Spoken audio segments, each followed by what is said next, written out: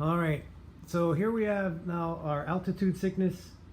As we travel from sea level and range upwards, as the elevation continues to climb, the percentage of oxygen pretty much remains the same. However, the molecules become more and more dispersed. And so getting adequate amount of oxygenation in elevation is the problem.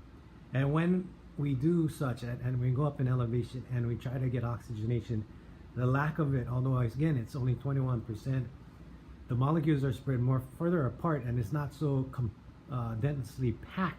And when we're taking in each breath, there's less volume of oxygen molecules in that air that we're breathing. This significantly increases as we get into higher ranges, and what happens now is that it starts to affect the central nervous system or the CNS system, as well as the cardiovascular system, as which you'll see. So here we have this affecting the central nervous system, and the patient starts to describe some of these very subtle complaints. It's almost as if the person was just a little overworked and a little fatigued. And so we need to really keep an eye on this. And in general, when we are going up into altitude, again, there's a lot of it is just prevention, and prevention of these issues is to be adequately hydrated, very well physically fit, with very minimal medical problems, and on very little medications, if none at all. And then I have periods of acclimatization, so that when we're going up in altitude, that we're not just going from sea level and then all the way up to 10, 12, 13,000 feet.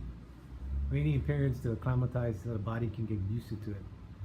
So again, this just looks like a patient that's fatigued, but if we are moving up in elevation, we definitely don't want to move any further. It may be helpful to then descend and see how the patient does. And usually, if this is the case, a high altitude sickness, your patient is going to turn around remarkably quick. If we mind not to take that into account and just assume that the person is physically exhausted as they trek up to this elevation, more rapidly it'll happen where now all of a sudden the person gets even more sick, and the rapid descent is the treatment for this.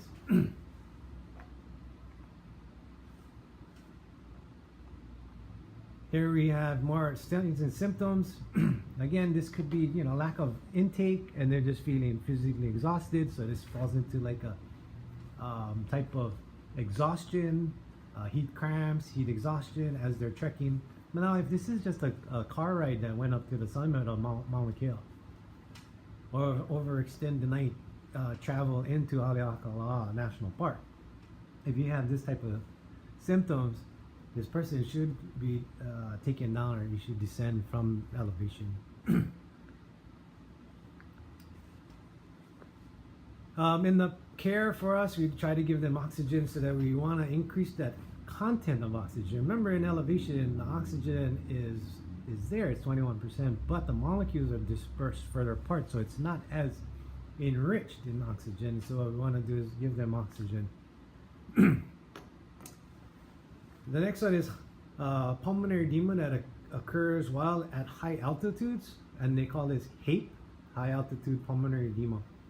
It's similar to what we discussed in class about acute pulmonary edema. It's just fluid that now, as a backward stasis or backward flow, it's not moving forward from the lungs out into the left atria and to the left ventricle. It's now maintaining itself inside that pulmonary circuit, and it's causing them to fill up there, and they may end up coughing up pink frothy sputum, similar to somebody who's having acute pulmonary edema. This is the result, though, from altitude, and again, the oxygen molecules are very dispersed, and the body is requiring more and more concentrations of oxygen, and we get this leaking up in altitude in the capillary beds in the lungs, causing the fluid to shift outside of the capillary and into the potential space between that alveoli, causing them to build up with fluid in their lung. Again, a lot of symptoms are similar to acute pulmonary edema. However, this is again in altitude and it might come on gradually, where they maybe experience some shortness of breath and then develop like the crackles or rowels and wheezing later. Now, it's interesting that they put down the wheezing is that sometimes this fluid will cause irritation to the bronchioles. And remember that the smooth muscles around the bronchioles will cause them to constrict and contract. And that's basically giving them that wheeze. So thinking that they might have asthma might be one thing, but looking at where they're at, right? And their altitude. So we kind of put all of these signs and symptoms together to give us a better idea and understanding what's going on. We want to descend. As we get back down off the altitude and back down to a lower altitude, the oxygen molecules get much more dense. And we should start to see that their symptoms are regressing. We also want to give oxygen. The other one I told you, besides the pulmonary system being affected, we have now a subset, the acute mountain sickness now is transferring or progressing and getting worse. And we can have a swelling now that occurs inside of the cerebrum. So we have high altitude cerebral edema. These patients portray more of like a stroke type symptom that's going on to unconsciousness and even coma. This is where the brain now is being starved for oxygen. As we mentioned again, the content of oxygen is still about 21%, but it's much more diluted and dispersed far apart. And the brain without oxygen, now a lot higher in carbon dioxide levels, will start to, the blood vessels will start to expand.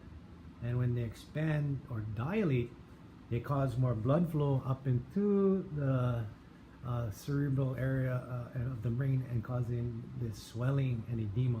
As it puts more pressure on the brain and nervous system, we have the symptoms that display more of a altered mental status, stroke type symptoms, and even seizures and coma. Altitude treatments are all going to be to descend, and then to increase the oxygen content. Keep in mind that our patients may also have been exposed to the elements. They may have suffered secondary injuries as a result of their altitude sickness, such as fractures, frostbite, and the like. So we want to also manage those as well.